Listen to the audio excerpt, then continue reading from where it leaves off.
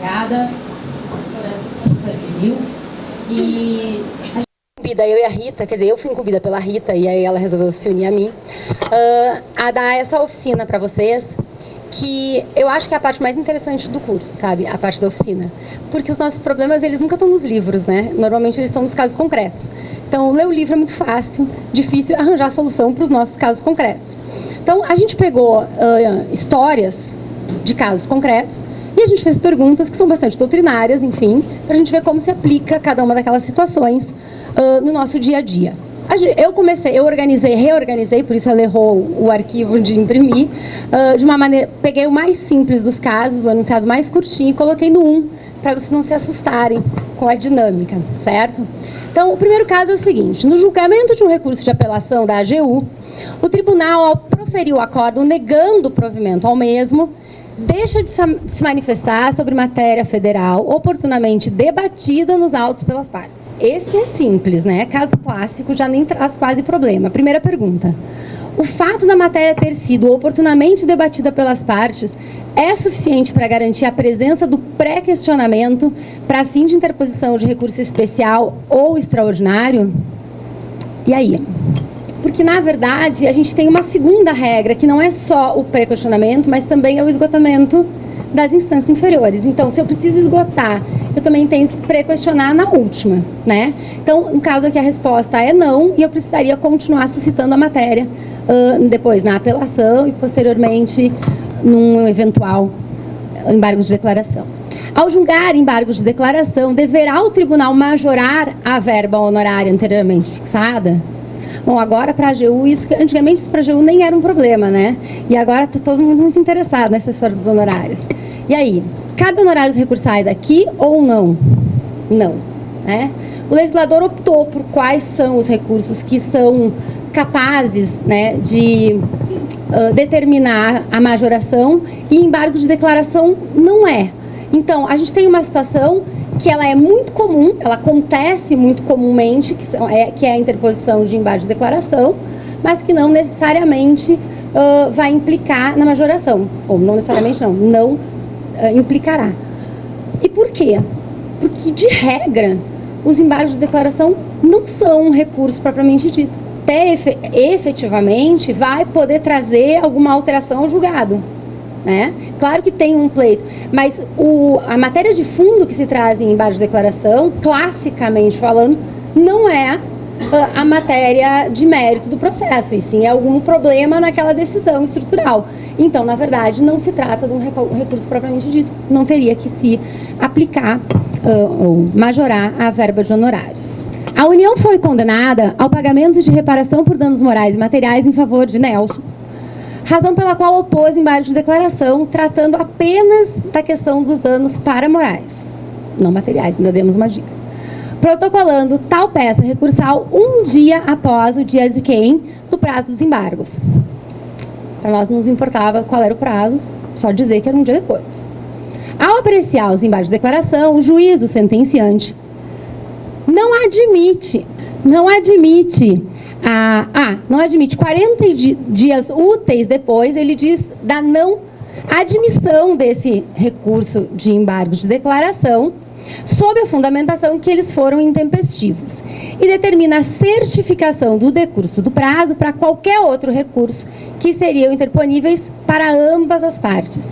Em razão disso tudo, a gente pergunta: primeiro, o juízo sentenciante, ao decretar o decurso de prazo, não teria ignorado o efeito interruptivo dos embargos declaratórios quanto ao prazo da apelação?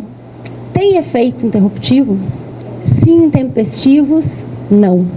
Então, nesse caso, ele não ignorou, não. Parece que sim, mas não. Por quê? Porque o recurso era intempestivo. Então, não interrompeu para ninguém. O fato dos embargos declaratórios terem sido opostos apenas com relação à questão dos danos morais não acarretaria, se fossem tempestivos, a ocorrência de coisa julgada quanto à reparação de danos materiais? Então, a pergunta é: eu divido essa decisão ou não? De repente, a questão que precisa ser aclarada, ou seja, suprimido o vício é só na parte dos danos morais. Materiais, para ele, está tudo ok. Então, quando for julgado o acordo dos embargos de declaração, abre-se o prazo para, no caso aí, RESP e RE, né? Então, não preclui a questão dos danos materiais. Então, apelação, desculpa. Então, não preclui os danos materiais. Eu vou acrescentar na sua resposta a dica que ficou na letra A. Quando a interpretação de embargos e eles são tempestivos, aí então interrompeu o prazo. Sim, sim. Se está interrompido o prazo, está interrompido o prazo para tudo. Não interrompe o prazo só para a matéria que foi embargada. Justamente pelo motivo que ele acabou de falar, né? Porque pode ser que aquela matéria seja embargável e o resto não. O resto seja diretamente apelável. Como eu falei na outra questão, como os embargos têm uma matéria pré-determinada para o seu cabimento, pode ser que não seja o caso de embargos de declaração. E, portanto, eu teria que manejar contra a outra parte da decisão, efetivamente só a apelação. Tá? Então, aqui a gente tem um caso que é interessante porque a gente teria que cindir, mas, na verdade, não cinde porque interrompeu. E quando interrompe, ele interrompe inteiro, não só para a matéria que foi impugnada. Tá? Inclusive, nesse caso, interrompe para a parte contrária também. Para ambas as partes, interrompe para todo mundo. Voltamos, então, para a intempestividade. Quanto a eventual intempestividade dos embargos de declaração, traria alguma consequência para o embargado quanto ao eventual recurso de apelação que este poderia interpor? Não, para o embargado. Então, é o que a gente falou. A intempestividade dos embargos traz uma consequência para o embargado. Por quê? Porque não interrompeu para ele.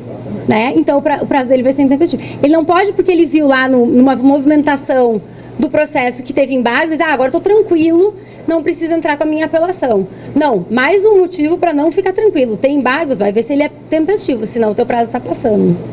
Pode o juiz, ao julgar os embargos, constatar que não...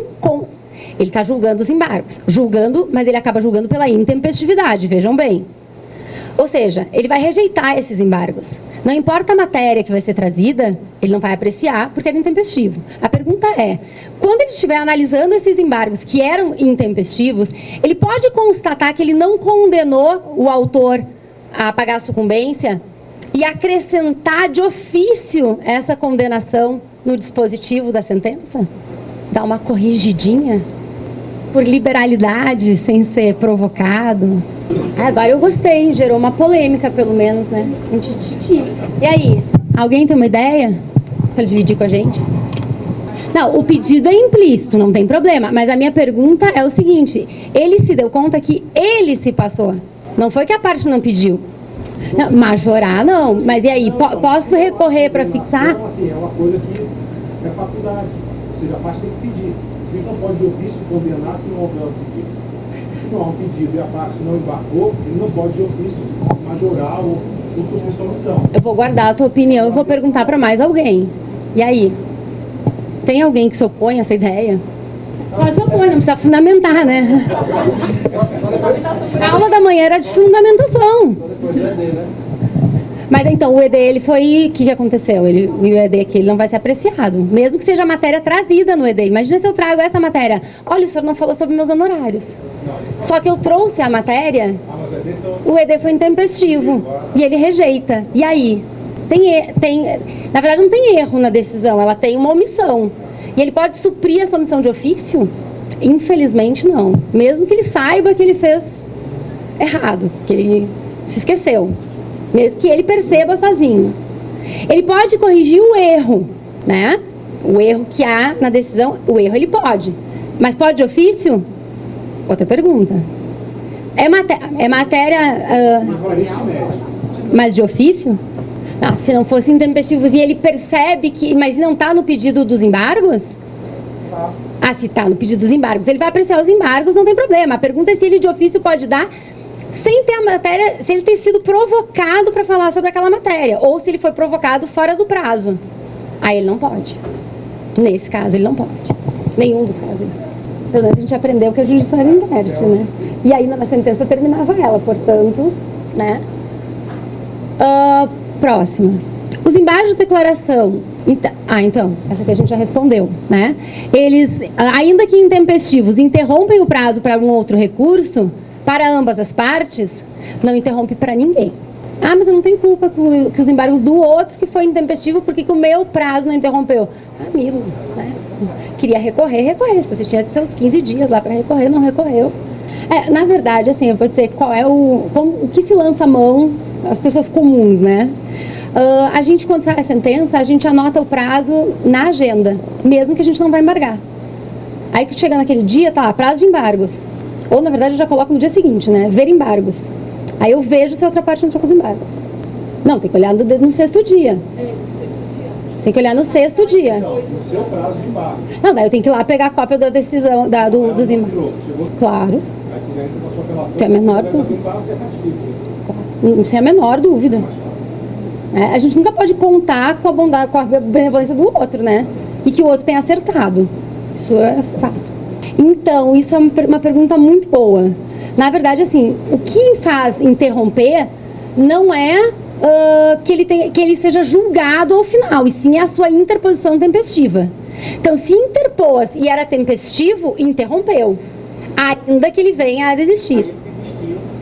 E da desistência, antes do juiz acolher a desistência, agora, né, então, pelo artigo 10, ele ainda vai ter que dar vista para a parte contrária. Vai ter que dar vista por embargado. Então, o embargado vai tomar ciência da desistência, ou do pedido de desistência. E aí, depois, ele pode proferir a decisão. Porque, senão, seria uma decisão surpresa, né? É que agora, como existe o princípio da vedação da decisão surpresa, obrigatoriamente eu tenho que manifestar. Se eu me manifestar que eu concordo com a desistência, aí a gente tem um problema. Por quê? Se eu concordei, a minha concordância já gera efeitos? Essa é uma boa pergunta. Ou seja, já caiu realmente aqueles embargos para eu entrar com a apelação? Eu acredito que não. Por quê? Porque, na verdade, apesar de ser uma faculdade da parte, o juiz tem que tomar ciência se eu efetivamente me manifestei ou não. E vai ter uma decisão em cima daquilo ali. Ele tem que chegar a uma conclusão do que foi exposto por ambas as partes. Digamos que eu, a parte embargada, diga eu não concordo. Não pode correr. Porque o juiz aí ele está entre um sim e um não, né? Um eu quero e eu não quero, e ele precisa decidir. Então, na verdade, o que a gente tem? Que ele vai ter que decidir primeiro. E aí sim, intimado dessa decisão, né, corre o nosso prazo de apelação. Mesmo que tu concorde, tu vai aguardar a decisão, sim, sim. Tu quer ser extremamente cauteloso e entrar antes? Não tem problema. Mas o prazo mesmo só pode contar da decisão. Então, para produzir efeitos, sim. Para eu fazer um acordo no processo, né, um acordo que ele gere efeitos. Ele gera efeitos entre eu e a parte contrária? Gera, mas é o fio do bigode. O efeito que ele gera dentro do processo, só quando ele for realmente homologado ali. Quantos e quantos acordos não se faz, onde o pagamento da primeira parcela daquele acordo é feito antes da homologação? Não se espera, com a homologação será pago em 3 dias úteis depois. Não, o presente acordo terá pagamento da primeira parcela na data de hoje, da assinatura. E aí protocola. Aí vão dizer, tá, mas como é que faz efeito? Faz efeito porque é um acordo entre nós dois. Mas falta ainda o juiz homologar e produzir os efeitos que esse acordo, feito entre as partes, pode trazer para aquele processo inteiro. Imagina que a gente faz um acordo, eu e a Fazenda Pública, de que eu devo sim, mas não tudo, só uma parte. E que eu vou pagar aquela parte que eu reconheci ser devedora. É possível eu fazer um acordo reconhecendo só metade do pedido e prosseguir a ação pelo outro? É possível, mas precisa ser homologado. Para produzir esse efeito dentro do processo, ele tem que ser homologado. E causa uma situação sui generis em relação à própria parte embargante. Porque como interrompeu para todo mundo. Então, quando ela desiste, ela retoma o prazo, né? Ele volta a abrir o prazo para todo mundo. Ele interrompeu para todo mundo. Inclusive para ela, para apelar. Essa é a linha que causa mais segurança ao processo, ao jurisdicionado. Não importa se foi o que recorreu ou não, né? O processo como um todo. Nesse caso, olha só, já os embargos eram intempestivos, lembram? Mas se ele tivesse um caráter infringente, aquele pedido, né? Deveria ainda assim ser intimada a parte embargada para apresentar a resposta aos embargos? ainda assim deveria, né? Por quê? Porque senão se trataria de uma decisão de surpresa, tá? Então, mas eu ia negar, por exemplo, eu ia negar provimento, eu ia rejeitar os embargos, não importa. A outra parte tem o direito a falar. Né? Imagina uma hipótese que o juiz diz assim, não, mas eu não ia prover, não ia te prejudicar. Mas mesmo assim tem o direito a falar, a me manifestar. Porque a gente nunca sabe o que foi trazido como informação nessa peça. Pode ter vindo mais alguma coisa. Então, a parte sempre tem direito a falar antes. Então, mesmo que seja intempestivo, deve ser aberto visto. Uma questão de celeridade não vai acontecer, né? Mas, assim, cooperação, de boa fé, enfim. Sempre, bilateralidade, sempre vai ter que abrir o prazo para a parte contrária, sim. Na sentença prolatada, por ocasião do julgamento dos processos números tais e tais, que tramitam em apênção, tratam respectivamente de duas ações. Uma ação de cobrança de aditivo contratual, proposta pela XYZ Limitada, e uma ação anulatória do referido aditivo, ajuizada pela União. Ajuizada pela União, contra a empresa.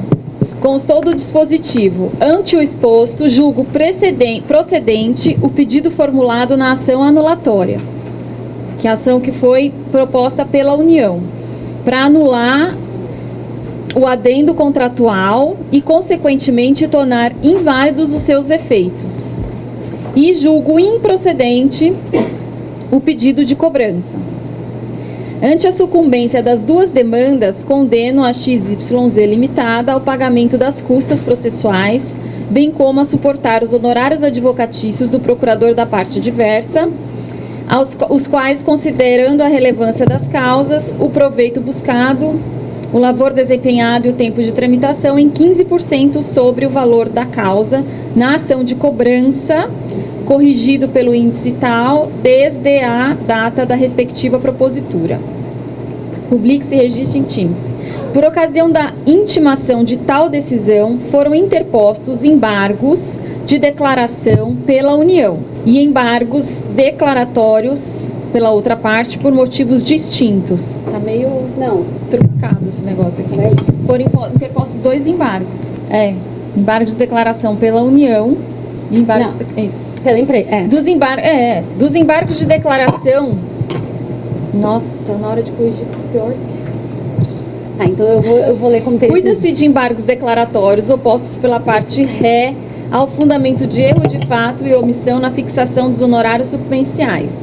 Oportunizado o contraditório, a embargada se manifestou, o relatório passa a decidir. Autoriza o CPC que o próprio juízo prolator da decisão a corrija para fins de sanar vícios quanto à clareza, integridade e consistência. Trata-se de importante recurso de esclarecimento e integração que serve para tornar a prestação jurisdicional concreta efetivamente útil às partes, ou seja, sem omissões, contradições e obscuridades que dificultem ou impeçam o exercício dos direitos dela emergentes, seja para fins de execução, seja para fins de interposição de recurso.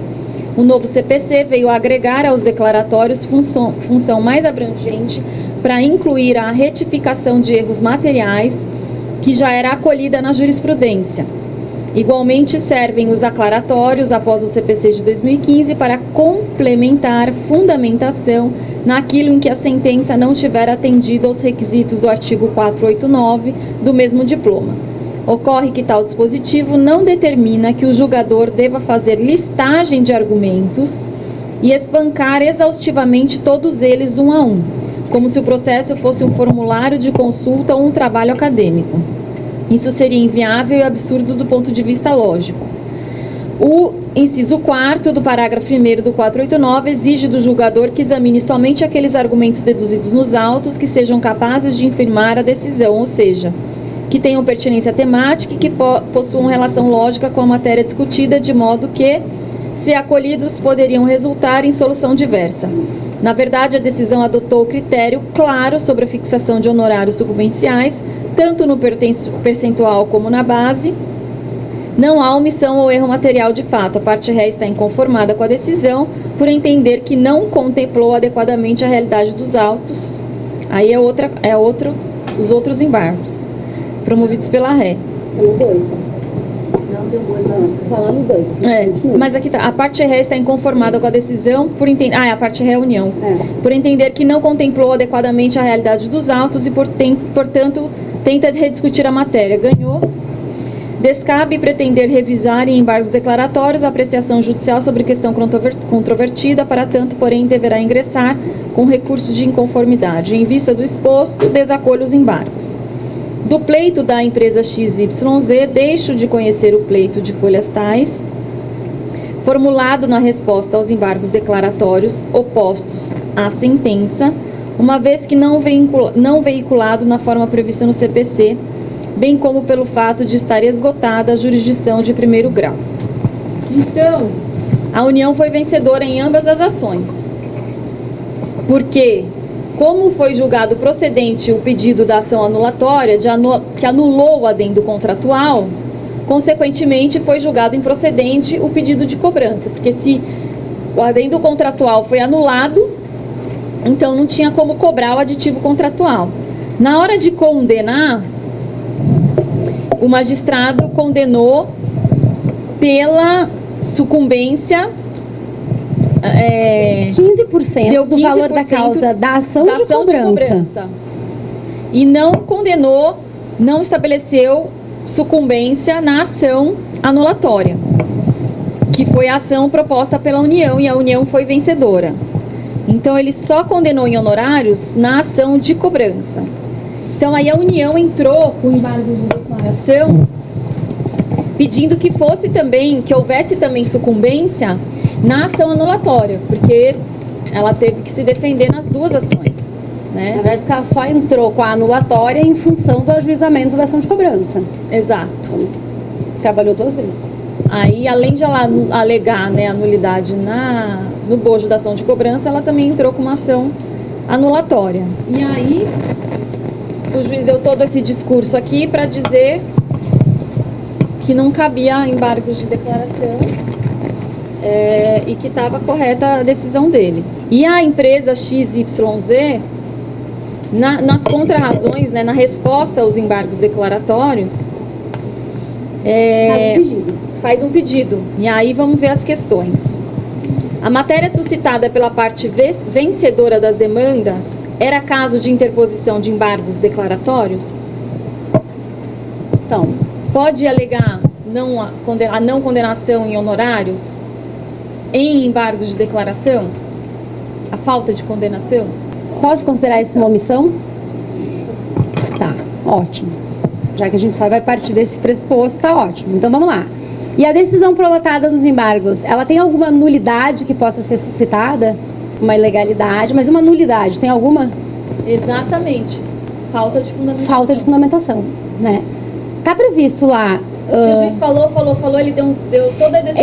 Ele trouxe o texto pronto, falando o que é embargos, para que serve. Essa fundamentação dele não tem nenhuma relação com o caso concreto. Ele pode usar isso em qualquer processo. Na verdade, ele deve usar em todos, na verdade, né? Não é em qualquer um, mas em todos.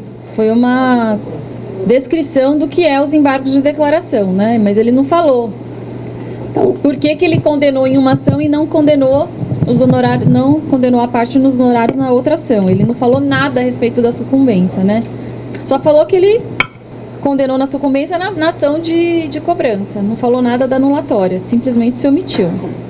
Quando o legislador trouxe a questão da fundamentação para o capítulo quando ele fala da sentença, né, e ele traz um parágrafo específico sobre a fundamentação, ele traz também uma norma dizendo que a decisão que couber para qualquer tipo de ação não é uma decisão fundamentada.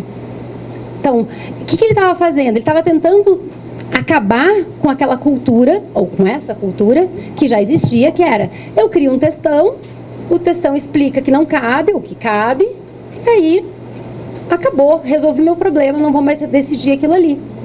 Então, essa era a ideia do legislador, impedir esse tipo de decisão que serve para tudo, porque isso faz com que o julgador não precise ler o processo, não precisa nem ler o recurso, não precisa pensar em cima daquilo ali. Para ele usar qualquer argumento daqueles, e ele até poderia usar aqueles argumentos, desde que ele tivesse costurado com os fatos que estavam sendo trazidos, impugnados e demonstrados. Ah, por mais que ele fosse não prover os embargos. Mas ele não poderia só trazer o texto pronto. Vocês perceberam que tinha até uma doutrina citada no meio? Sim. Ou seja, Mas vamos dizer que ele... Mas não fundamentou? Fundamentou. Não, amigo, fundamentar uma coisa. Escrever bastante a respeito do que são os embargos é outra. Né? Embargos em tese é uma coisa. Embargos da parte naquele processo é outra coisa. Tá? Daí a próxima pergunta. Para haver julgada a pretensão trazida nos embargos da parte vencedora, que foram rejeitados, deverá a parte opor novos embargos declaratórios ou apelação? Sendo que a decisão proferida nos embargos declaratórios, nos primeiros embargos, foi omissa, né? Porque ele não fundamentou. Então, ele não apreciou o pedido feito nos embargos. Então, não supriu a omissão e a decisão permaneceu omissa.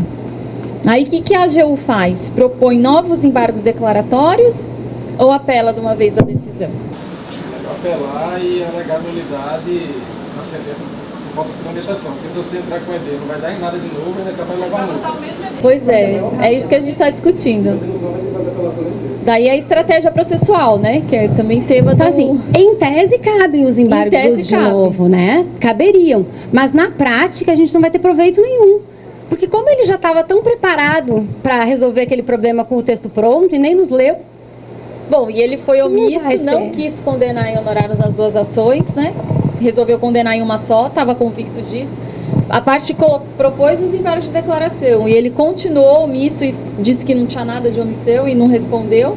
Então, bem que o colega falou, será que adianta propor outros embargos de declaração? Ou às vezes é melhor já propor a apelação e, como ele disse, alegar o descumprimento ao artigo 489. Vale na apelação da nulidade da decisão de todos os embargos por falta de fundamentação, toda essa frase, né, deve possível isso. Ou ignorar esse aspecto e já pedir a reforma da sentença para condenar os honorários. Porque se o efeito de julgar procedente a primeira fundamentação é anular a decisão de todos os embargos e devolver para que ele agora julgue os embargos e fundamente a decisão. Por que ele não condenou o honorário? E aí voltaria com o processo produtivo. Me parece que, do ponto de vista de estratégia, é melhor ignorar essa para a efetividade do processo. É isso que a parte tem que verificar qual que é a melhor solução.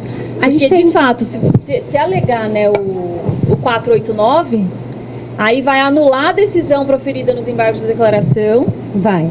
E vai voltar para ele. Mas o tribunal pode suprir. Nesse caso, o tribunal já pode suprir. Não vai ter supressão de instância. Então, o tribunal pode anular aquela decisão e reformar. E já condenar em honorários. E aí é uma questão de estratégia processual. Por quê? Se tu começar a suscitar já a questão da fundamentação aqui, e que não vai te trazer benefício nenhum, talvez se tu precisar levar essa controvérsia mais para frente para tribunais superiores, é possível que tu consiga uma admissibilidade de recurso especial em virtude do 489 e não em virtude da omissão lá do 1022, no caso. Exatamente. Entendeu? Porque então, por uma questão de estratégia, é melhor tu usar tudo que tu tem. Mesmo que eles não vão prover pelo 489. Mesmo que eles vão rejeitar o 489, rejeitar o outro. Por quê? Porque é uma chance que a gente tem de levar o recurso para o Tribunal Superior. Porque esses casos que a gente colocou aqui são baseados em casos existentes. E nesse caso existente aqui, o tribunal não reconheceu a condenação em honorários da segunda ação. E a parte tinha alegado o defeito do 489, e aí o STJ admitiu por causa da ausência de fundamentação, por causa do 489. É que assim, essa decisão que foi combatida, essa sentença, ela tem uma peculiaridade que ela nos implica em duas coisas. A primeira é a questão realmente dos honorários, que teria que ser fixado porque haviam duas ações. Mas existe um outro lado dessa fundamentação que a gente poderia utilizar, e se utilizaria com certeza, que é a seguinte: se eu considerar que efetivamente ele remunerou o trabalho do profissional com aqueles honorários que foram arbitrados na razão de 15% sobre o valor do processo número 1, que era a ação de cobrança, essa decisão, ela fere o artigo 85, parágrafo 2º. Parágrafo 2º, que diz o quê? Que os honorários vão ser fixados pelo proveito econômico, e se não for possível pelo proveito econômico, em relação ao valor da causa, na proporção de 10% a 20%. Ou seja, se ele pudesse condenar em uma vez só, como ele fez, 15% não está adequado a duas ações. Não poderia, ele teria que ser por causa, né? Mas mesmo assim a gente teria esse outro ganho para tentar jogar lá em cima. Ou seja, ele violou também o 85, parágrafo 2º. E ele violou o 85, parágrafo 2º, nesse caso, em duas vezes. Primeiro, porque não atende o mínimo. E segundo, porque... com frequência. E teve a impugnação dos embargos. Teve a impugnação. Não, pagamento de custas pela parte que embargou, né? Então, o que o legislador fez nesse código?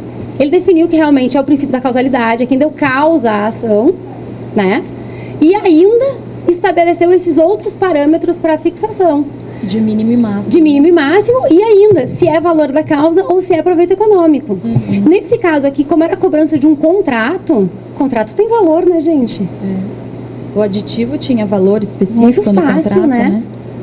É verdade que foi pago o valor da causa pelo valor inteiro do contrato, mas então, se eu entro com a anulatória depois, eu não vou pagar? Vou pagar. Então, claro, a União, nesse caso aqui do nosso exemplo, não precisa pagar, mas vamos seguir a lógica do normal. Porque quem se tem a que União... entrar com uma segunda ação para se defender, que é o caso dos embargos, a parte vai pagar.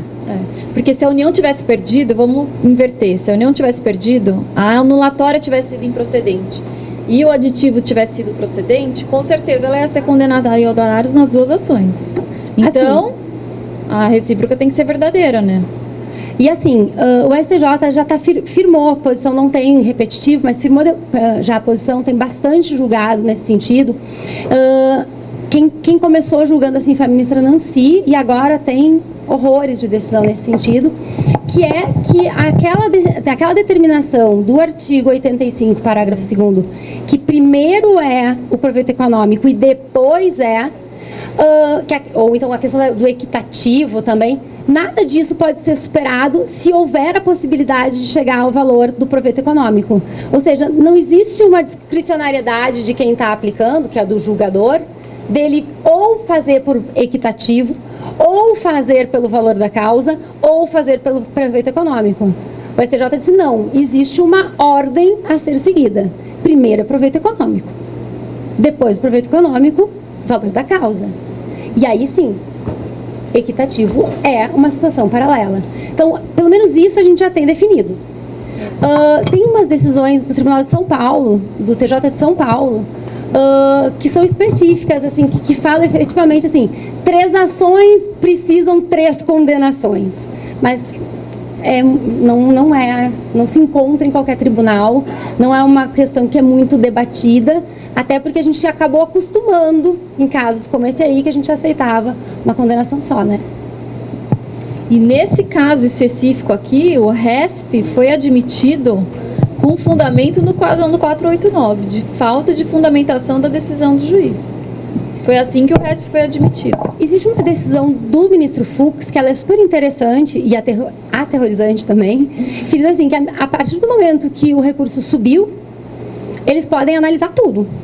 Então, isso é emblemático, né? Porque, por um lado, a gente fica feliz, opa, eu não consegui levar outras matérias, então, talvez eu consiga agora ter apreciado, mas, por outro lado, cria uma certa insegurança, né? Tipo, chegou aqui, eu posso falar sobre tudo?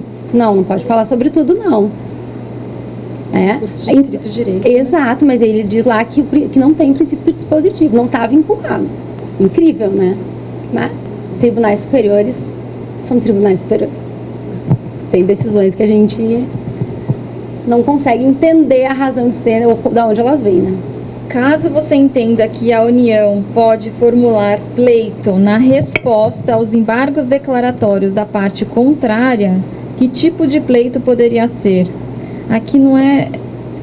Era pedido, que a gente, se ele podia, existe alguma coisa que pode ser pedido na resposta aos embargos? Aqui, Eu posso trazer algum pedido? dos embargos da XYZ, o juiz deixou de conhecer o pleito formulado na resposta dos embargos declaratórios. Porque aparentemente nessa decisão o que aconteceu foi o seguinte, ele não manejou embargos declaratórios autônomos. Não. Na hora que ele foi responder os embargos, ele foi lá e fez um pedido. Exato. Então, pode ou não pode? Matéria de ordem pública. No caso aqui, ele poderia trazer, ele poderia suscitar alguma matéria de ordem pública, por exemplo, né? Trazer. Mas ele não poderia trazer isso como um pedido para alteração, né, do julgado. O que poderia fazer é uma fundamentação condicionada, né? Por exemplo, se reconhecer a nulidade alegada nos EDs para fixar o horário nas duas ações, que, por exemplo, fixa um patamar mínimo, pedido condicionado nesse sentido. Acho que nesse sentido você tá ainda assim se defendendo daquilo que eventualmente, potencialmente pode ser dado em relação caso o acolhimento dos embargos cause a reforma da decisão, né? Sim, mas pessoalmente eu acredito que isso não seja um pedido autônomo. Porque isso é o teu fundamento de defesa, né? Para não ser provido. Né? Porque, claro, a gente diz, o réu nunca tem pedido na contestação. Tem, a improcedência da ação, mas só esse. Né? Então, nesse caso aqui, é improcedência. Né? Ou que não seja acolhido os embargos. Então, assim, ele não está fazendo um pedido efetivamente, ele está, na verdade, balizando como teria que ser a decisão. Caso ela fosse procedente, mas não chega a ser um pedido especificamente. Como os embargos estão sendo utilizados praticamente como coringa, né, agora, com o novo CPC, então aí vem essas questões, porque na prática eles estão querendo usar o embargos para tudo também, né? Até para fazer pedido. Até para fazer pedido nas contrarrazões. Então foi para provocar essa discussão mesmo. E também em função da possibilidade de fazer o pedido nas contrarrazões, né, quando houver, pelo princípio da eventualidade, nas contrarrazões da apelação, que é possível e previsto no código, né? Então, para mostrar que é uma situação bem diferente em relação aos embargos. E a última letra: poderá a União interpor embargos declaratórios adesivos no prazo da resposta aos embargos da parte contrária? Não, né? Porque pode? Aí o Código de Processo Civil é expresso ao dizer, no artigo 997, parágrafo 2º, inciso 2, que adesivo é só apelação extraordinária e especial, né? Então aí a pergunta, os embargos declaratórios também podem ser adesivos? O legislador colocou lá, num rol fechado, qual era a hipótese onde caberia recurso adesivo. Não consta embargos, não seria o caso. Agora o caso de outro caso 4, né? Face a concessão de liminar inaudita à outra parte, em primeiro grau, a parte ré interpõe agravo de instrumento, pugnando a reforma da decisão, sem, contudo, pedir atribuição de efeito suspensivo ativo ou tutela liminar. Pode o relator atribuir efeito suspensivo de ofício, mas sem pedido? Porque o agravo de instrumento não suspende a simples interposição do agravo de instrumento não suspende os efeitos da liminar. Ele tem que, se ele não pediu efeito suspensivo, ele vai ter que cumprir a liminar, mesmo entrando com recurso, certo? Talvez assim, a gente entra, às vezes, propositadamente sem pedido de efeito suspensivo em agravo, como, por exemplo, ao uso de suspensão de liminar. E a nossa estratégia é não dar a decisão no agravo, mas não pedir efeito suspensivo. Para, se for o caso, não conseguir na suspensão, posteriormente formular o pedido. Porque a depender para quem cai o agravo, e a gente sabe mais ou menos as cabeças dos desembargadores aqui, então é melhor não formular, porque tem o entendimento capitaneado pelo desembargador no sentido de que se houve adesão na suspensão de segurança, com adesão política, administrativa, adesão dos embargos, processo jurídico, se suplantaria. E aí é outro problema que causa no tribunal em relação a essa dissonância de entendimentos e de decisões conflitantes. Então, às vezes, a gente faz de propósito um agravo sem pedir defesa expressiva. Então, nesse caso, seria interessante que não houvesse a concessão de ofício. Mas eu não sei exatamente se ele poderia fazer isso. Entendo que não. De regra, o juiz não pode conceder de ofício, né? Ele não pode conceder de ofício. A gente vai ter até uma Só discussão se poderia pedir depois dele se manifestar, entendeu? Já é uma discussão. Quem dirá ele dá de ofício. Né? Porque o teu pedido teria se exaurido tecnicamente no momento da interposição do recurso. Exato. As tuas razões estão ali, o teu pedido também está ali. Acabou, finalizou, é ato terminado. Bom, ok. E aí, eu posso pedir depois? Olha, eu concordo plenamente com o que eu posso pedir depois. Através através de liminar, se houver uma situação superveniente que imponha, né, a necessidade de um pedido, efetivamente, de suspensão, uma situação que não existia no momento da interposição do recurso. Agora, se a situação é a mesma da interposição do recurso, o juiz tem todo o direito de não dar, porque exauriu ali a possibilidade de postular alguma coisa naquele recurso, que eu terminei no momento que eu interpus. Senão eu poderia sempre agregar mais um pedidinho depois, né? E vamos lá, o efeito suspensivo, às vezes, ele é mais importante em termos de técnica do processo, né, como estratégia processual, ele é mais importante, às vezes, do que a própria concessão do pedido de mérito do agravo. Porque demora para julgar o mérito. Então, imagina se a parte tem o direito de usar isso só lá depois. Não, só um pouquinho. Aí ele vai estar escolhendo para quem caiu. Bem, é porque nesse caso aqui no tribunal, é o risco de um sexto das possibilidades de cair com alguém que a certeza é 99,9 de não dar. Então, se tenta com a suspensão, em 95% de certeza que vai ser concedido. Aí nos 5% vai ter que forçar a barra para fazer um pedido posteriormente, alegar algum fato preveniente, para não dar a chance de acontecer esse conflito que eu mencionei. Então aqui tem chance de ganhar, é isso? O efeito suspensivo com pedido posterior. No Rio Grande do Sul não tem. Vou falar da realidade que eu conheço. No Rio Grande do Sul não tem. Se eu fizer um pedido de efeito suspensivo depois que eu interpus o recurso, acabou. Não tenho direito, não vou ganhar. Rita, como é que em São Paulo? Não, em São Paulo é assim, você pede a liminar, sempre pede o suspensivo, o efeito suspensivo no agravo, é comum, assim, quase sempre pedir. Só que depois a outra parte, quando fica aquela briga de derruba liminar e derruba liminar, então assim, fica aquela briga de efeito até título de inúmeros artigos, inclusive de desembargadores e tal, porque fica aquela briga entre as partes. Uma pede a concessão do efeito suspensivo da liminar, o juiz concede, aí vem a outra, interpõe uma tutela para que a decisão, pedindo exatamente o contrário, para que a decisão cumpra seus efeitos até que seja decidido o agravo.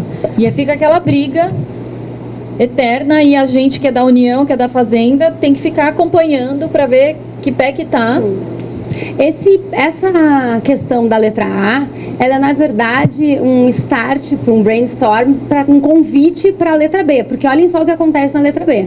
É toda a questão se houve ou não o pedido e aí o que a consequência da decisão. Tu quer ler daí? Caso o relator dê provimento ao agravo monocraticamente, sem ter intimado o agravado para responder o recurso, é cabível a interposição de embargos declaratórios pelo então agravado? Cabe.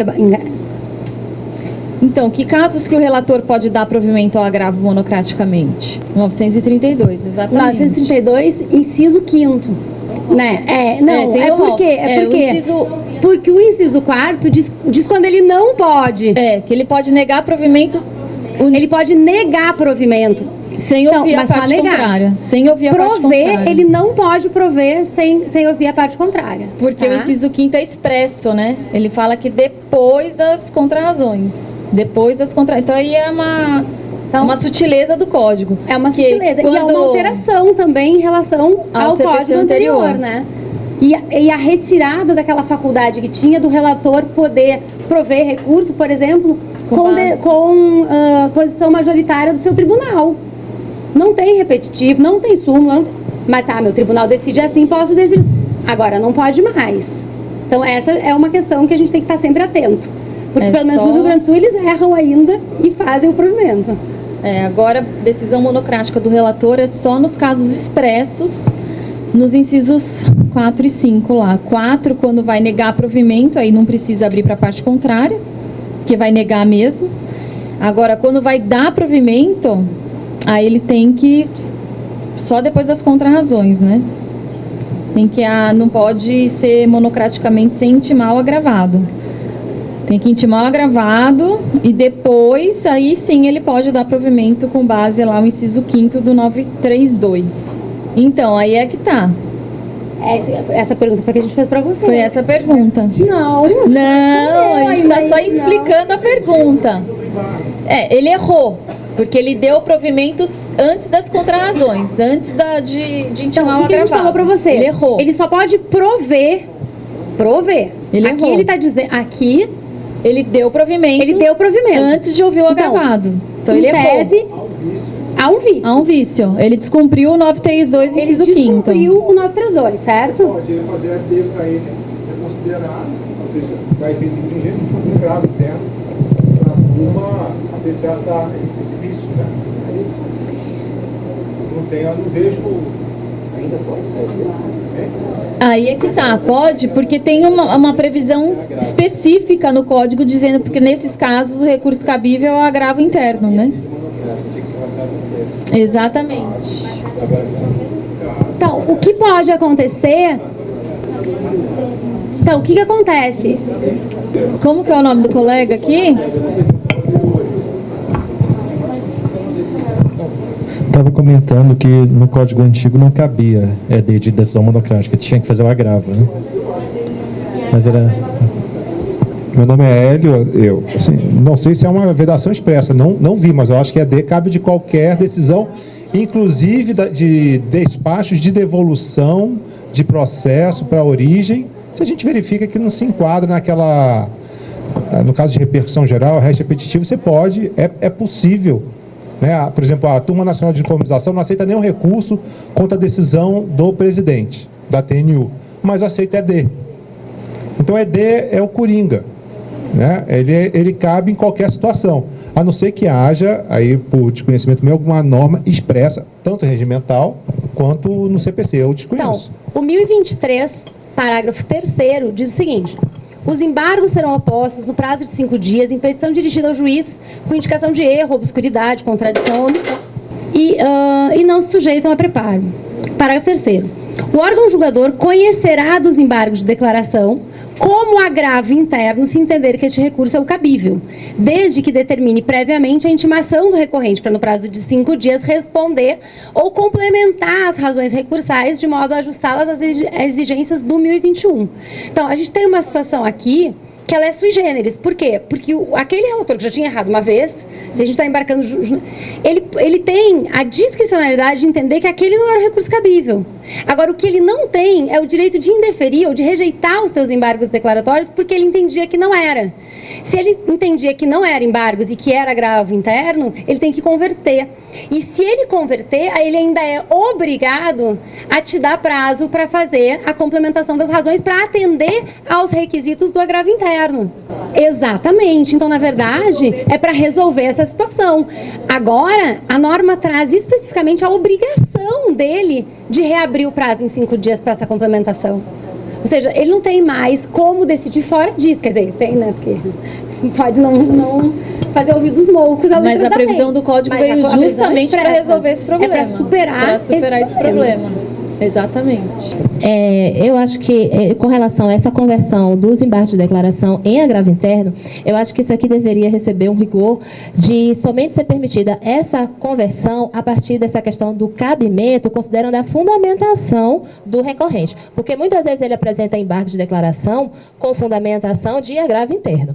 eu acredito que nesse caso está correto fazer a conversão, exatamente para não fazer essa atitude desleal do magistrado de não conhecer dos embargos, porque os embargos são recursos com fundamentação vinculada. Ele tem que trazer ali a obscuridade, apontar ao menos a obscuridade, a contradição, o erro material, né, ou a omissão. Se ele não traz nenhuma fundamentação que gira em torno disso, a rigor, os embargos de declaração não deveriam ser conhecidos. E aí, no caso, muitas vezes a gente vê, muitas vezes a parte acaba trazendo, longe disso, traz uma decisão, traz um recurso pedindo reforma da decisão. Então, nesse caso, eu acho que é correto fazer essa conversão, intimar para que haja essa conversão, evitando que não sejam conhecidos, porque embora sejam lá intitulados, epigrafados como embargo de declaração, no fundo, a fundamentação não é de embargo de declaração, então não atende ao requisito do cabimento. Então, para evitar essa situação, é possível a conversão. Mas eu acredito que nos casos em que a parte, efetivamente, ela se utiliza desse fundamento vinculado dos embargos de contradição, omissão, obscuridade ou erro material, não seria possível fazer essa conversão. Que o juiz iria julgar os embargos de declaração. Sim, o juiz iria. Só depois. Depois cabe o agravo interno. Pelo menos a prática. Eu já trabalhei no Tribunal de Justiça daqui do Distrito Federal e Territórios antes de entrar na AGU, né? E é assim que é a prática do tribunal. Esse é o certo. É o certo. Eu, na minha ver, eu também acredito. Tem uma comunhão também com o princípio da celeridade. Tá vendo? Quer ver? Ele entrou com embargos. Eu acho que não cabe embargos. O que eu posso fazer? Eu posso dar vista para fazer o juiz. Posso dar vista para contrário. Ela fala nada. Ela fala, aí eu vou rejeitar os embargos para vir a mesma matéria. Então, mas se for a mesma matéria, faz sentido a conversão, porque ela não está apontando omissão, obscuridade, contradição ou erro material. Mas se ela vier apontando isso, nesse caso específico vai ter. Nesse caso específico, ela violando contraditório.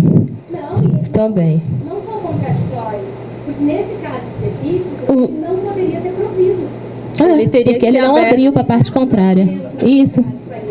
Porque ele violou o contraditório na medida que ele não esperou as contrarrazões. Foi um erro mesmo. Erro de julgamento, né? A decisão é nula, a decisão. Decidido monocraticamente sem dar vista a outra parte para responder. A primeira pergunta era acho que é do A. O A era, pode o relator atribuir... Não tem nada a ver o A. Se ele pode atribuir efeito suspensivo de ofício, o A. Ah, não, desculpa, era o outro. Ah, não, foi onde a gente começou. Então, era por isso que no ar que a gente perguntou se ele podia dar efeito suspensivo. A gente estava só... Por quê? Porque é só quando houver o pedido de efeito suspensivo ou quando houver o pedido liminar que ele vai poder julgar monocraticamente. Aí ele pode. Senão, não. Senão, ele tem que levar para a Câmara. Entendeu? Então, em qualquer caso, ele só pode decidir monocraticamente por aqueles... Os casos dos incisos do 932.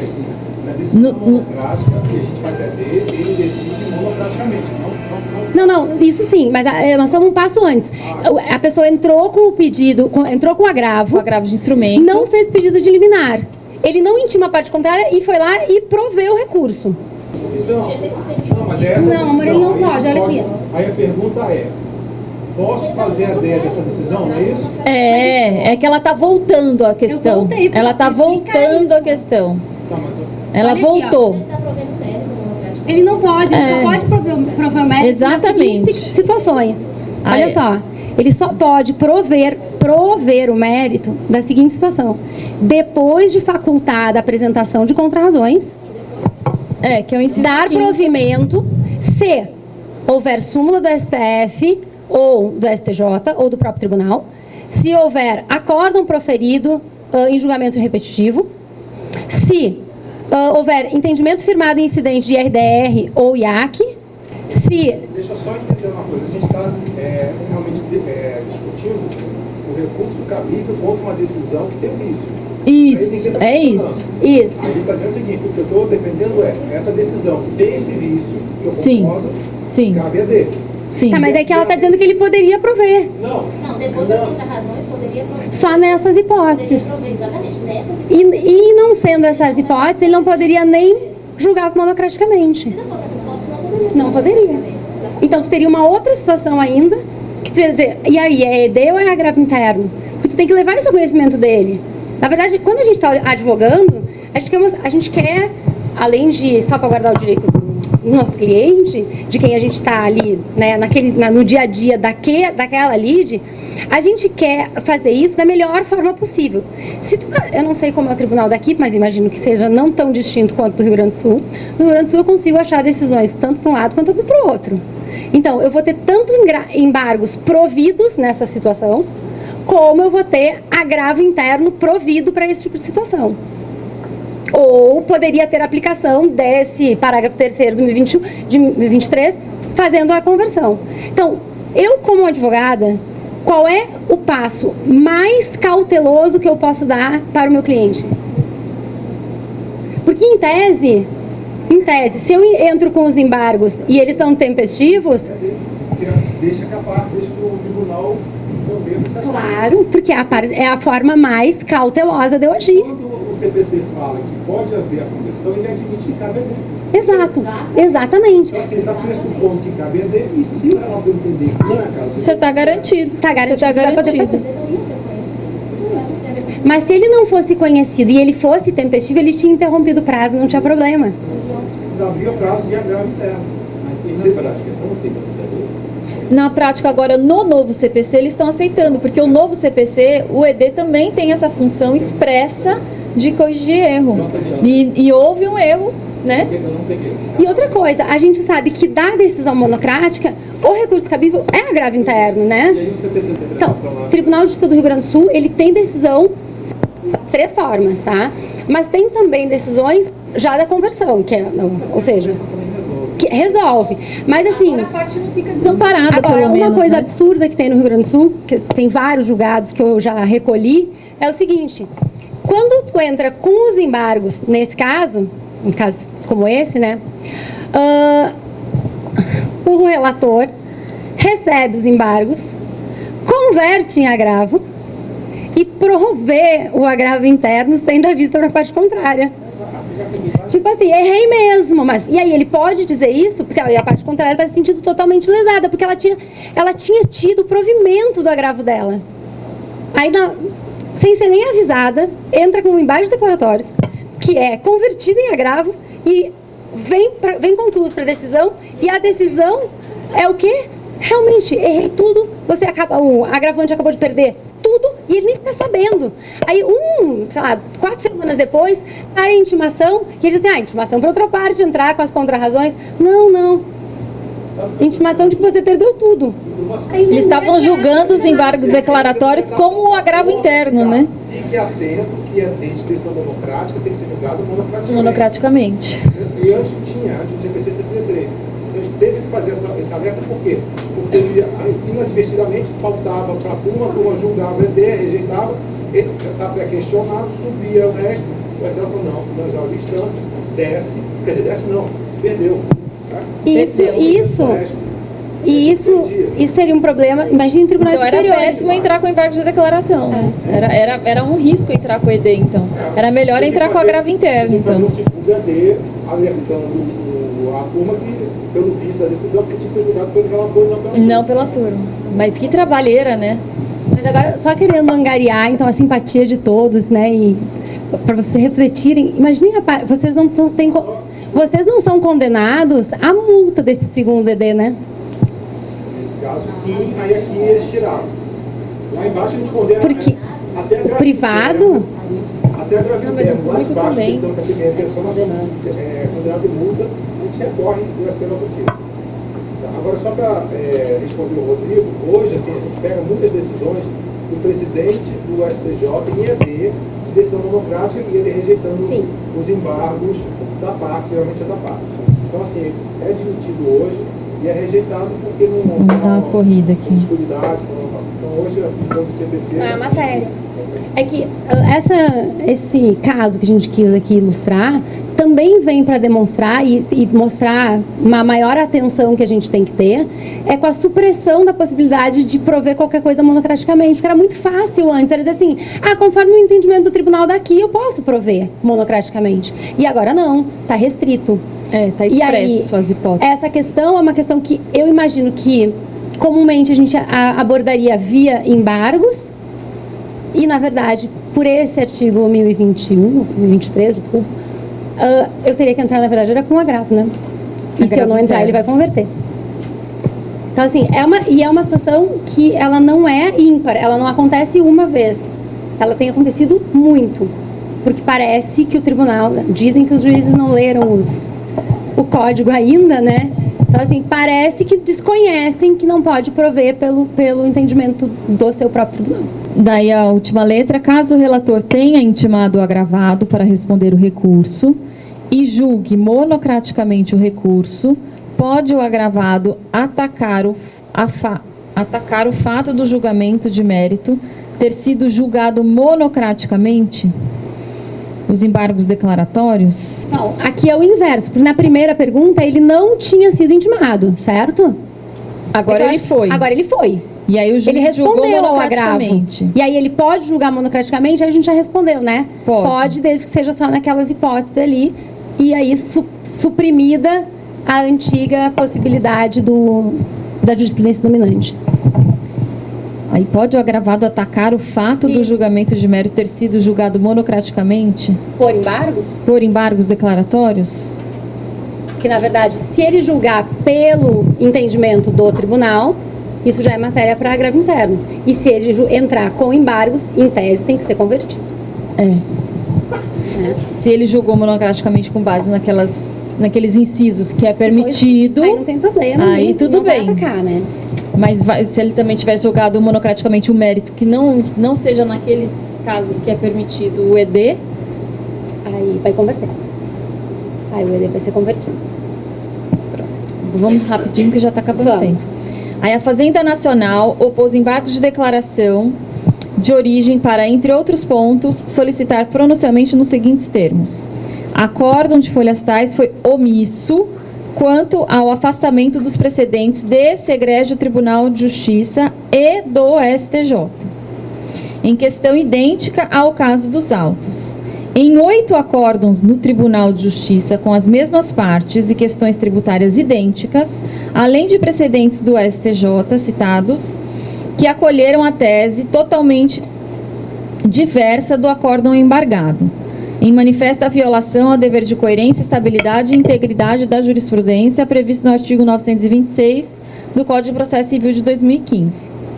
Os argumentos alegados pela Fazenda são coerentes com os fatos do processo. Nesta hipótese, qual a fundamentação que deveria ser adotada pelo Superior Tribunal de Justiça ao prover esse recurso? Exatamente, né? Porque aqui... Não, na verdade, nesse caso não, porque tem uma regra específica. Fala aí. Porque assim,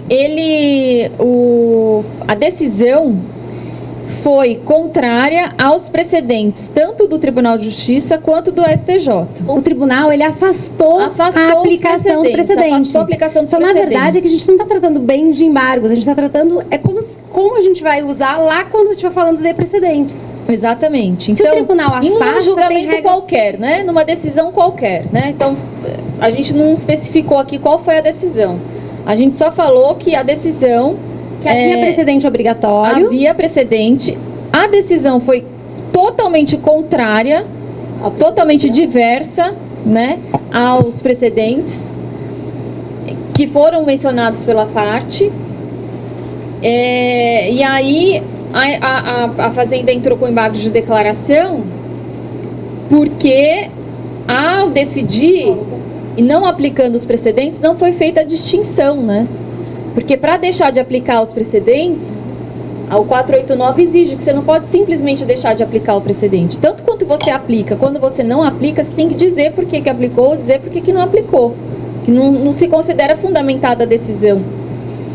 Para que a decisão seja considerada fundamentada, quando você deixa de aplicar o precedente, tem que fazer a distinção, dizer, olha, eu observei o precedente tal, mas nesse caso não se aplica por causa das especificidades tal. Mas aqui no caso da questão, talvez a gente não conseguiu formular muito bem, então estou explicando aqui, porque a gente baseou essa questão numa decisão do STJ recente, que foi publicada inclusive no Conjur. Que depois eu passo para vocês, por e-mail. Foi uma vitória da Fazenda Estadual. Simplesmente, o acórdão não apreciou os precedentes existentes, nem do próprio tribunal, nem do Superior Tribunal de Justiça. e deu uma decisão diversa. Então, qual que foi a opção da Procuradoria do Estado? Não foi, né, já impugnar o mérito, mas dizer, olha, não pode decidir dessa forma mais. Desde que entrou em vigor o novo CPC, antes já não podia, agora então é expresso, está lá no 489. Você não pode deixar de aplicar os precedentes sem fazer a distinção, sem fundamentar. Olha, deixei de aplicar porque esse caso é diferente. Não, o caso era idêntico, ele ignorou os precedentes e não explicou porque deixou de aplicar. Porque antigamente, no antigo CPC, ele podia simplesmente. Podia. É que ele não estava vinculado a essa ideia, né? Exato. Ele podia, mas não podia, né? Ele fazia, não estava previsto na lei. E passava desapercebido. Passava desapercebido. Agora não, o STJ, o que ele está fazendo? Ele não exigia, exatamente, então ele fazia. O STJ, o que ele está fazendo? Ele está dizendo, olha, acolho, tendo em vista a falta de fundamentação da decisão com base no 489, dizendo, olha, não pode deixar de aplicar precedente assim, não. Tem que fazer o distinguish. Manda voltar. Para fazer. Na verdade, assim, a posição do STJ ela tem sido reiterada com a aplicação do precedente no sentido de mandar o tribunal inferior fazer. Por quê? Seria muito fácil, né? Porque ele ia dizer, não aplicou, então aplico eu. Ele tem todo o trabalho de aplicar. Então ele fala, ó, não aplicou, vai lá e aplica. O STJ, ele explicou essa postura, por quê? Com qual, né? Qual a razão dele adotar essa postura? Ele disse assim, porque senão o tribunal inferior jamais saberia que a gente achou que ele errou. Tem que saber que ele não podia decidir assim. Dessa maneira, né? Isso também é uma forma de mostrar, olha, não pode ser assim, tem que fazer de uma maneira diferente. Sim, mas quando ele dá provimento, e se ele próprio fizesse a reforma, que ele poderia... Ele sabe, na verdade, tem matérias que ele conseguiu ter muito bem. Verdade. Na verdade, é uma questão política. São Paulo é craque nisso. Mas assim... Tem uma tese nossa do MSS, que é forte, né? Isenção de imposto, retorno. A gente ganha rodo no STF, e eles continuam jogando contra a gente. Então, o que acontece? Ou o STJ ganha, aí o nosso RE é prejudicado, ou vai para o STF, por alguma falha do nosso resto, e a gente ganha. E já tem anos isso. Então, agora a estratégia é essa. Vamos ver se anulando e voltando, se eles vão se disciplinar e ver que tem que obedecer o precedente, né? Mas é diferente, né? É um corretivo diferente. Dizer, olha, você errou, e dizer, você errou e você vai ter que consertar o que você fez. É um retrabalho. Então, qual é a mensagem do STJ nesse momento? Diga aí por que você não erre mais o precedente. Porque se você errou e fica sabendo que errou, não teve trabalho. Você pensa assim, bom, se eu errar de novo, não vou ter trabalho de novo. O que doeu, ou o que pode doer, é a questão de ter que fazer o resserviço, né? Então, por isso que ele está mandando de volta. Ó, você errou e você vai ter que refazer. E se errar no próximo, vai ter que refazer de novo. Então, ele não se livra do processo, né? O processo vai e volta, vai e volta. Porque se ele se livrasse do processo... então é aquela decisão que eles falam, olha, vamos tentar educar, né? Aquela decisão para tentar educar os tribunais inferiores a cumprirem os precedentes. Mas assim, é para agir de acordo com a nova sistemática, ver que o sistema mudou. O legislador processual, ele fez essa opção. Rita, né? Vai para o próximo, que vai ter a continuação dessa decisão. Ele vai fazer essa pergunta, hein? 489, falta de fundamentação. É o 489, porque deixou de aplicar o precedente sem fazer a distinção, sem fundamentar. Por que ele não aplicou? Porque a fundamentação é o distinguish. Nesse caso diz aqui, por que não se aplica esse nesse? Nesse caso aqui, ele ignorou. Isso não se aplica aqui. Exatamente, ele ignorou. Esse não é o caso, ele disse. Mas ele era não disse por quê. idêntico. Vamos pegar o outro exemplo lá que a gente deu dos embargos, aquele que não tinha relação nenhuma. Eu vou mandar o artigo para vocês do conjuro. Isso aqui não se aplica nesse caso. Ele falou assim, esse aqui não era caso do precedente, só que o caso era idêntico dos precedentes citados. Ele disse que não era o caso e ponto. Ele disse que não era o caso e ponto. E não fez a distinção. Então, a parte alegou a falta de fundamentação e o STJ acolheu. Entendeu? Porque, como assim? O caso era o mesmo, mesma tese jurídica, tudo igual. Você fala que não aplica e fala que é outro caso? Não, não é outro caso. É isso aí que eu pensei. Não tinha repetitivo do STJ a respeito da matéria. Tinha. Então, Tinha. Tinha. Então, assim, uma questão do repetitivo, que eu acho que é importante a gente salientar aqui, é o seguinte: quando passou a lei, quando passou o código novo, a gente pensou assim, bom, agora sim, né? Tudo que eu tinha de problema, para fazer aquele recurso especial desgraçado, eu tinha que fazer aquele cotejo, eles vão sofrer agora, né? Porque para aplicar ou não aplicar, eles vão ter que cotejar também. Distinguish é a aplicação. Né, mostrar onde é que está o cotejo daquilo. Bom, ok. Então eu fiquei muito feliz. Eu disse assim, agora é a revolta, né, dos dantes. A gente vai conseguir. Não faz. Eles não fazem. E já existe posicionamento do STJ que para pedir a aplicação de repetitivo, eu tenho que fazer cotejo. Ou seja, não é que nem súmula, não. Para aplicar a tese da súmula, eu só preciso dizer súmula tal, certo? Como, da mesma forma que para aplicar a súmula, eles também não precisariam fundamentar a decisão da súmula. Então, imagina agora, que eu saí feliz dali, pensando assim, bom, agora eles vão me pagar, né? Eles vão ter que fazer o distinguish para aplicar. Aí veio o STJ dizendo assim, não, agora é diferente. Se tiver repetitivo, além de fazer o cotejo para o teu resto normal, ainda obrigatoriamente tem que fazer o cotejo em relação ao repetitivo. Não basta dizer que tem. Nossa, mas a história do repetitivo não...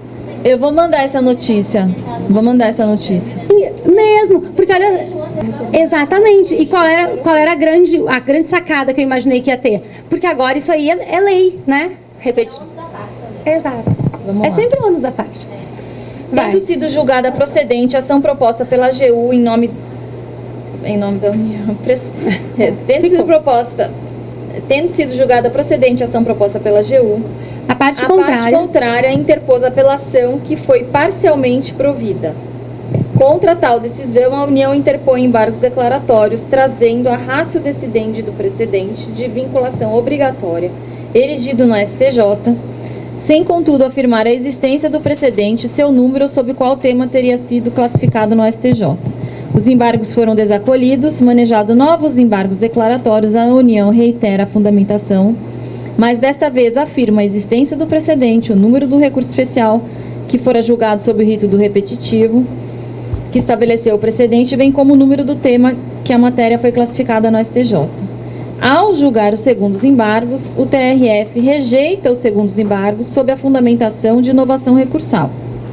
A União interpôs recurso especial visando a aplicação da tese do repetitivo e alegando ainda a violação dos artigos 1022 e 489, parágrafos 1º e 2º do CPC de 2015 e recurso extraordinário por ferimento ao artigo 93, inciso 9º da Constituição Federal. Os recursos restaram inadmitidos com a seguinte decisão: não é admitido o presente recurso especial, pois o precedente afirmado fora aplicado neste caso concreto. Melhor sorte não alcança o recurso extraordinário, conforme o entendimento do STF. Nesse caso, qual ou quais os recursos cabíveis? Só para deixar bem claro. A parte está alegando que o precedente não foi aplicado. E o tribunal disse assim, não, ele foi aplicado sim. Ignorou, né? Só falou que foi, mas não foi. É agravo interno. Ok. E aí? Vai ficar entrando com outros embargos de declaração até quando, né? E também... E assim, não... Aí é que tá... Já tem decisões e a doutrina também diz que não cabe ED da decisão da admissibilidade de RESP, né, gente? Então, isso é um detalhe aqui para cuidar, né? Então, vai direto para o agravo interno nesse caso. Tem que entrar com o agravo interno. Nesse caso, eu acho, viu? Nesse caso, como tem... exatamente. Nesse caso, contra a decisão de inadmissibilidade, é o agravo interno, exatamente. Nesse caso, é agravo interno ou agravo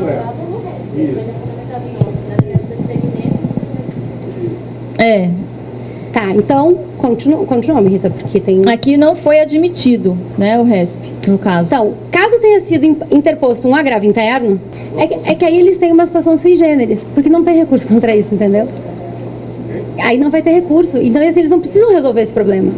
Como ele está negando o segmento, a aplicação do precedente do STJ em efetivo, cabe a agravo interno. Ok. Apesar dele ter colocado não admite. Isso. Aí, olha... Não é caso de agravo em RESP ou agravo em RE. Agora vem a segunda pergunta. Caso tenha sido interposto agravo interno e não tenha havido a reconsideração pelo relator, Pode, no julgamento do colegiado, o relator reconsiderar monocraticamente? Porque o ato da reconsideração, ele é um ato, ele é um passo antes de levar para a sessão. Ele leva para a sessão, inicia o julgamento e o voto dele é de reconsideração. Primeiro, ele pode fazer isso? Pode, mas nos votos do julgamento. Vai ser um voto apenas. Os outros podem... Não, nesse caso ele reconsidera. Ele não vota em pauta. Exatamente, mas é exatamente isso que... É exatamente esse o caso, né? Se ele poderia botar em pauta e reconsiderar. Porque se ele bota em pauta, todo mundo tem que julgar, entendeu? Para prover o agravo. Chega lá, aí debate com o juiz. Ah, não, então eu vou pedir, tira de pauta, que eu vou reconsiderar. É isso, Então, é essa a situação. Essa é a situação que a gente quer que vocês vejam, né? Porque é uma situação que ela é recorrente. Olhando bem, né? Agora que eu resolvi olhar bem. Não, mas é vista regimental. Eles pegam vista regimental e tiram. E pronto. Até para reforçar, às vezes, o voto dele. Uhum. A situação oral da parte, que contrária à tese dele, eles pegam a vista ou para reforçar ou para... Mas eles reconsideram, mas levam o voto. Dificilmente eles reconsideram para julgar democraticamente. Então agora eu vou Eles trazer... levam o voto agora e dão outro voto e continuam o julgamento. Colegiado. Assim, Sim. Eu ainda não vi, não sei se a colega viu, mas eu não vi ninguém tirar de pauta e monocraticamente julgar. Mas viu, né? Pode acontecer. Né? Bom, então... É meio que um acordo entre eles. Ele levou para o colegiado e para o colegiado ele falou, não, então eu vou pedir e monocraticamente eu vou reconsiderar isso. Então, olhem só, a próxima pergunta, ela é, vamos dizer assim, que absurdo que ela está perguntando isso. Eu tenho os acordos para mostrar para vocês que já aconteceu, tá? Nessa sessão de julgamento, se ele reconsiderar monocraticamente, sob a seguinte fundamentação: reconsidera a decisão e encaminha o setor de processamento para nova análise da admissibilidade. É possível isso, gente? Pode ele fazer a admissibilidade 2 vezes? Porque assim, ele tem a decisão tá lá, né? Não foi eu que criei essa ideia. Diz o seguinte: não pode. Porque se ele reconsiderou a admissibilidade, gente. Entendeu? Não, mas ele não admite. Não, mas aí tem que pensar o seguinte, porque ele negou seguimento em razão do precedente do STJ. Vamos supor, ele falou, não, nega o segmento. Aí ele reconsidera, realmente, não é esse precedente. Mas eu não analisei os outros requisitos do recurso especial.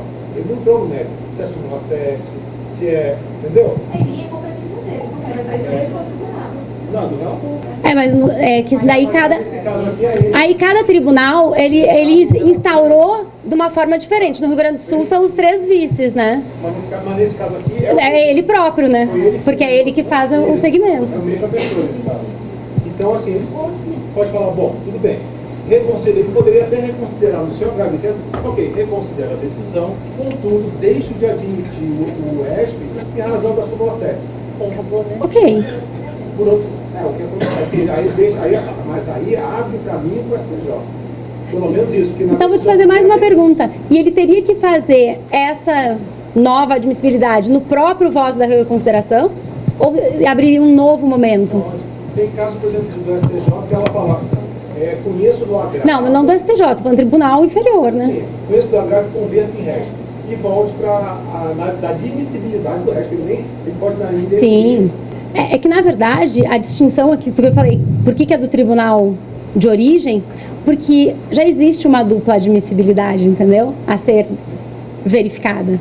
Então, se de fato ele reconsiderou, não tem problema que passasse ao Tribunal Superior, que haverá uma segunda admissibilidade ainda. Então, vamos pegar a tua situação e perguntar o seguinte: olha só, a gente tinha recém falado que não cabia embargos da admissibilidade. No caso da gente saber que ele já se omitiu, não nesse caso específico, mas ele já se omitiu sobre algum determinado ponto do RESP. Na admissibilidade, eu também não posso entrar com os embargos, porque não tem recurso de embargos. Então, vou ter que esperar esse caminho para voltar. A última questão era para discutir a possibilidade de pedir modulação dos efeitos da decisão do Supremo por meio de embargos de declaração, tá? Tem sido admitido a utilização dos embargos de declaração para pedir a modulação de decisões do Supremo, né? Então era só para colocar esse tema em pauta. Agradecemos a atenção de todos. Enviaremos alguns artigos para leitura também por e-mail. E até a próxima sexta-feira. Contamos com a presença de todos aqui. Obrigada.